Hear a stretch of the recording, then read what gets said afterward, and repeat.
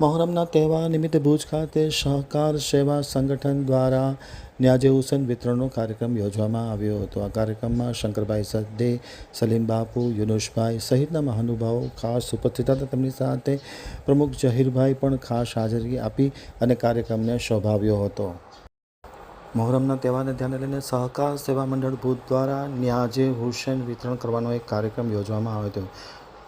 શહેદા કરબલાની યાદમાં ભુજ ખાતે સહકાર સેવા મંડળના ઉપક્રમે ન્યાઝે હુસેનનું વિતરણનો કાર્યક્રમ યોજવામાં આવ્યો હતો। કાર્યક્રમમાં જાણીતા ધારાશાસ્ત્રી શંકરભાઈ સદ્દે, કાર્યક્રમના આયોજક અને પ્રમુખ જહીરભાઈ શમેજા, યુનુસભાઈ ખત્રી, વારીસ પટણી, ગનીભાઈ શુમરા સહિતના મહાનુભાવો ઉપસ્થિત હતા। તેમની સાથે સલીમ બાપુ પણ ખાસ ઉપસ્થિત હતા। તમામની ઉપસ્થિતિમાં ન્યાઝે હુસેનનો કાર્યક્રમ યોજવામાં આવ્યો હતો। પોતાના પ્રાસંગિક પ્રવચનમાં સંબોધન કરતા શંકરભાઈ સદ્દેએ જણાવ્યું હતું કે શોહદાએ કરબલાની યાદમાં આ કાર્યક્રમ યોજવામાં આવતો હોય છે।